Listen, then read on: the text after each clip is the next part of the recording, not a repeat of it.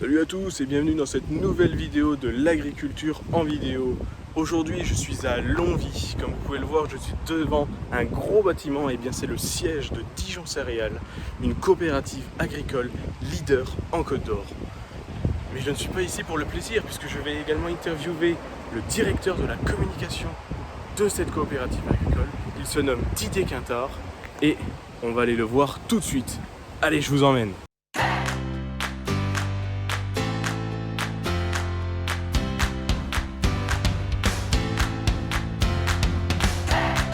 Ok, donc on se retrouve avec Didier Quintard, donc le directeur de la communication de Dijon Céréales.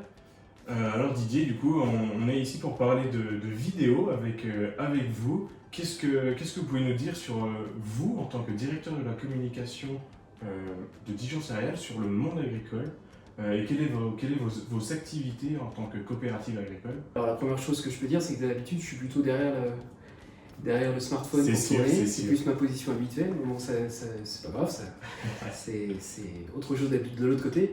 Mon métier, c'est le métier de directeur de la communication, comme tu l'as dit, Victor. Ça regroupe pas mal d'activités différentes en fait, puisque c'est de la communication corporate, c'est de la communication interne, c'est de la communication métier à l'attention de nos adhérents. C'est de la communication donc, effectivement interne à l'attention aussi de nos collaborateurs, voilà, parce qu'on est un groupe qui rassemble 720 collaborateurs sur l'ensemble du groupe et 230 sur la coopérative agricole Dijon Céréales. Donc voilà, donc ça fait pas mal de monde qu'il faut informer, avec lesquels il faut communiquer. Et nos adhérents aujourd'hui, c'est 3600, 3700 adhérents qui portent le capital de la coopérative, donc c'est pareil, c'est beaucoup de monde. Voilà, donc des agriculteurs qui sont répartis sur le territoire de la Côte d'Or, de certains cantons limitrophes de la Côte d'Or. Et puis aujourd'hui, Dijon Céréales, à noter au passage, fonctionne dans une union de coopératives qui s'appelle l'Alliance BFC, qui nous réunit avec deux autres coopératives de Bourgogne-Franche-Comté, Bourgogne du Sud en Saône-et-Loire et Terre Comtoise on va dire dans le secteur du Jura et du Doubs et en Franche-Comté. Et donc c'est quelque chose qui pour nous d'ailleurs va ouvrir de nouvelles perspectives au niveau du territoire de communication. Voilà, donc mon métier c'est de communiquer à l'attention de tous ces publics-là, du grand public aux agriculteurs, pour donner globalement soit pour informer, soit pour donner l'image la plus positive possible de notre entreprise. Un gros boulot donc.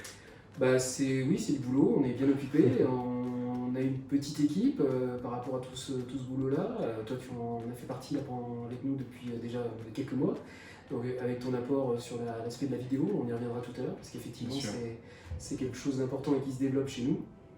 Donc, ouais, ça fait du boulot, ça fait surtout une grande diversité en fait, de travail, parce que c'est à la fois du print, de l'éditorial, c'est à la fois de l'événementiel, on conçoit des événements, on les anime, on les pilote.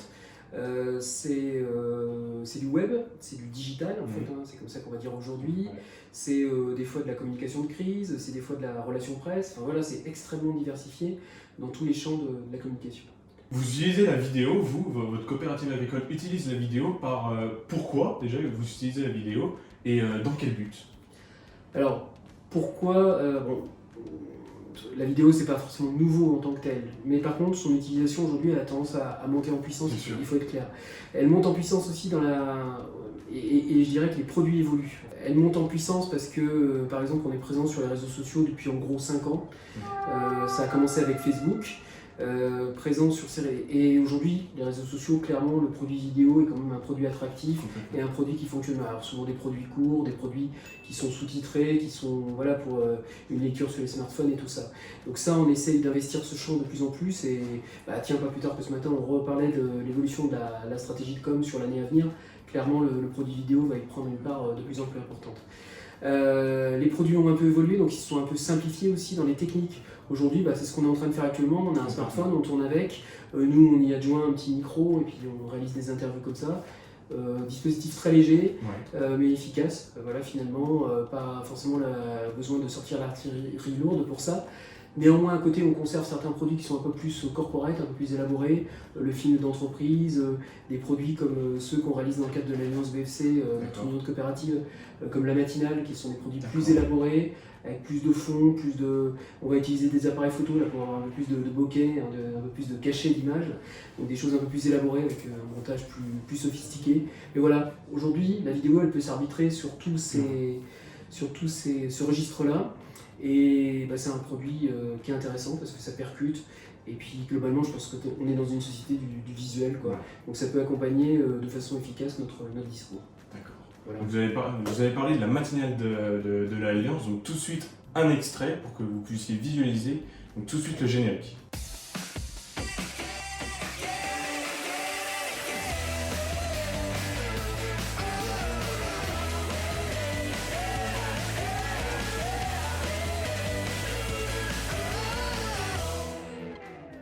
Didier, vous avez parlé que la communication, vous l'utilisez de plus en plus dans votre coopérative, mais est-ce qu'elle est aujourd'hui obligatoire ? Ah, c'est une bonne question. Certains disent pour vivre heureux, vivons cachés. On pourrait partir de cet adage-là. Ouais, je pense quand même que c'est essentiel parce qu'on s'aperçoit que d'autres ne nous attendent pas pour communiquer, notamment certains détracteurs de l'agriculture, du modèle agricole actuel. Donc on a de l'opposition, on a ce qu'on appelle l'agribashing, donc notre position de communication est aussi faite pour lutter contre ça, on va dire, ou pour apporter un discours finalement d'explication aussi sur ce qu'on fait, donc ça c'est utile.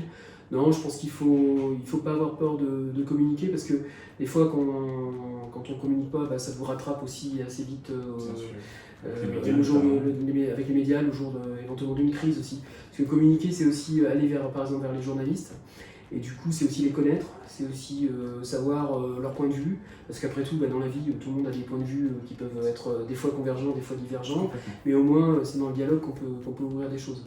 Donc, je dirais que le fait d'être communicant en permanence, ça nous permet aussi d'avoir une connaissance du milieu des médias, d'avoir une connaissance, puis nous, de réfléchir aussi à notre façon de communiquer en permanence, d'adapter aussi notre discours, voilà. Donc non, je pense qu'il ne faut pas refuser de communiquer, ça fait partie de notre fonction. C'est pour ça qu'on est là, pardon. Nous, clairement, la coopérative d'Inosar a quand même fait partie je dirais pas des pionnières, mais ça fait longtemps qu'on communique. Moi, j'ai été recruté, je vais avoir 20 ans de maison cette année. Donc je suis rentré à l'époque, c'est ça. Qu'est-ce que je voulais dire ? Du coup, oui, à l'époque, je suis rentré pour des problématiques d'extranet et tout ça, mais concrètement, on était dans une volonté de communication forte depuis des années. D'accord, donc communiquer en vidéo aussi. Communiquer en vidéo aujourd'hui, c'est ce que je disais tout à l'heure, oui, c'est sûr que ça fait partie des moyens modernes de communication, il n'y a pas que ça. Et puis, une fois de plus, la vidéo peut se décliner sous différents formats. C'est la vidéo comme on l'a réalisée actuellement, avec une interview, avec des personnages, mais c'est aussi utiliser aujourd'hui des nouvelles technologies comme le motion design par exemple, utiliser, ça c'est plus peut-être sur le côté pédagogique, le côté voilà, mais il y a différentes formes de communication visuelle. Moi je suis par goût un photographe aussi par exemple, donc voilà. La photo, l'image, c'est globalement finalement une communication par l'image en fait dont on parle, qui vient soutenir le discours. Les vidéos aujourd'hui, oui, je le disais tout à l'heure, elles rejoignent aussi vraiment le texte aujourd'hui parce qu'on s'aperçoit que dans les vidéos on va aussi inclure des éléments de texte. Voilà. Il y a des interviews, il y a des choses qui arrivent comme ça en visuel. J'ai l'impression qu'aujourd'hui tous les médias convergent un peu finalement. Il y a peut-être un territoire qu'on n'a pas exploré. Certaines COP, je crois, l'ont exploré, qui est le territoire par exemple du podcast, du son. D'accord. C'est super intéressant aussi le son. Alors peut-être que des fois on ne le soigne pas assez, on ne s'en rend pas assez compte dans les vidéos comme ça. Non mais juste au passage, mais le territoire du son, moi je suis un gros amateur de radio, par exemple, j'écoute beaucoup la radio, enfin au sens radio qui parle, radio musique. On s'aperçoit que le territoire du son il est vraiment intéressant aussi à explorer. On perçoit des choses, on se crée un imaginaire aussi à travers le son. Le podcast aujourd'hui existe aussi en termes de communication générale.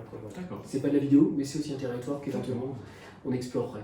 Très intéressant. Pour vous, Didier Catard, est-ce que c'est compliqué aujourd'hui de tourner une vidéo ? Donc vous utilisez des moyens qui sont très légers, un iPhone, des micros et certainement des trépieds. Mais est-ce que ça reste compliqué avec les acteurs par exemple, avec tout ça ? Alors, je dirais que oui, d'un point de vue techno, on maîtrise, c'est pas forcément de la vidéo hyper broadcast, ou enfin voilà, qui passerait à la télé, mais ça fait rien, ça répond à notre problématique. Non, effectivement, là où ça peut être plus délicat, c'est de trouver les acteurs, effectivement. Il y a des gens qui sont à l'aise devant la caméra, il y en a d'autres qui le sont moins. Ce dont je me rends compte, par contre, au fur et à mesure, c'est que ce qu'on est en train de faire là actuellement, c'est typiquement ce qui marche à mon avis le mieux, c'est-à-dire d'engager un dialogue, voilà, un échange devant la caméra. Planter quelqu'un devant la caméra comme ça, il y a certaines personnes pour lesquelles ça va marcher. Bon, moi je suis plutôt habitué à parler et à m'exprimer, donc ça va bien. Mais enfin ça va bien, ça dépend des jours.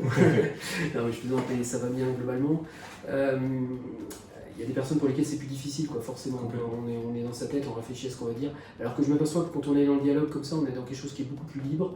Et c'est comme ça que ça fonctionne sans doute le mieux, quoi. Donc c'est plus facile un dialogue plutôt qu'un monologue en face caméra. Clairement, parce qu'on est dans un vrai échange. Finalement, il y a un moment où on oublie la caméra, là, elle est à côté de nous, mais on est en train de discuter entre nous. En plus, je ne l'ai pas dans le champ de vision, directement.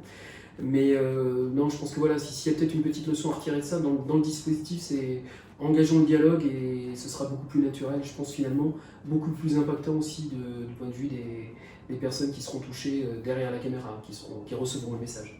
Du coup, vous avez recruté une personne en charge des vidéos, donc en alternance. Qui a eu cette idée-là et pourquoi en fait aller sur ce pôle vidéo pour vous, une coopérative agricole? Bon, c'était clairement un projet aussi de la nouvelle direction générale, puisqu'on a changé de direction générale il y a 2 ans maintenant, d'amplifier effectivement ce mouvement de présence sur les réseaux sociaux, d'amplifier ce mouvement d'information et de communication, et notamment à travers la vidéo. Donc, au moment, on était face à ce besoin. Bon, moi, je maîtrise un petit peu la vidéo, mais mon rôle du DIRCOM, c'est pas d'être forcément au quotidien dans la réalisation de films. Voilà, l'équipe avait besoin de s'étoffer, donc on a choisi de passer par ce contrat pro, voilà, pour étoffer l'équipe autour de ça, avec l'apport en plus d'un jeune donc, que tu es, avec son regard aussi un peu extérieur, quoi, voilà. Donc l'idée c'était de s'ouvrir à ce monde-là, puis de pouvoir produire, hein, puisque on n'a pas fait le point là-dessus, mais je ne sais pas combien de vidéos tu auras produit au long de ces 2 ans, mais ça représentait un certain nombre de produits. On a évolué ensemble d'ailleurs, hein, je pense, sur la réalisation des produits. Progressivement, tu as été de plus en plus aussi en autonomie. Donc voilà, ça c'est intéressant, et voilà, je pense que non, ça a été un bon échange de ce point de vue-là, voilà, un bon apport mutuel. Alors, un agriculteur, un adhérent à vous, hein, par exemple, se lance dans la vidéo. Il souhaite faire des vidéos un peu de son quotidien dans l'exploitation. Ouais. Qu'est-ce que vous lui conseillez en termes de matériel et en termes de visuel, vous, en tant que directeur de la communication? Ouais. Donc, il veut faire des vidéos sur les réseaux sociaux ou sur YouTube. Ouais, alors oui, je pense qu'il peut les faire tout seul, quasiment, puisqu'en fait... c'est ça, dans le but de faire tout seul. Ouais, voilà. Bon, c'est sûr qu'aujourd'hui, on s'aperçoit que ce qui percute souvent, c'est le côté selfie, fait soi-même. C'est pas forcément besoin d'avoir une image hyper léchée et tout ça. On est plus dans le côté brut, pour le coup. Par contre, je pense que ce qui passe, sincèrement, c'est la sincérité du propos, quoi. C'est-à-dire qu'il faut croire à ce qu'on dit. Bon, vous allez me dire, quelqu'un qui ne croit pas à ce qu'il dit, il va peut-être pas se lancer là-dedans, mais bon, ouais, voilà, je veux dire, faut que ça sorte des tripes, quoi, je dirais, voilà. Et ce côté-là, ça fonctionne clairement, quoi. Si vous croyez à ce que vous dites, je dirais que les gens ne vont pas s'arrêter forcément à la forme, quoi, même si c'est pas parfait, même si à un moment. Donc ce côté bras tendu, je me filme, on voit mon visage, puis de temps en temps, je vais pas noter pour qu'on voit des choses à l'arrière, pour qu'on voit un peu le cadre. C'est intéressant quand même d'avoir aussi ce cadre. Qu'on voit différentes choses aussi dans ce secteur-là. Bon, il y a des produits on a ça, le produit selfie. On a aussi des produits où on est carrément quasiment en studio. Je pense à Brut, je pense à Combini, des choses comme ça. Bon, il y a un peu de la place pour tout ça. Mais en tout cas, du point de vue de l'agriculteur, moi, franchement, je les incite à faire ça. Est-ce qu'il y a un risque à le faire ? Comme dans toute chose, quand à partir du moment où on s'exprime, je veux dire, bon, il y a des gens qui ne vont pas être d'accord avec vous. La difficulté des réseaux sociaux, c'est que des fois, les rageux, là, ils se réunissent, ils surenchérissent.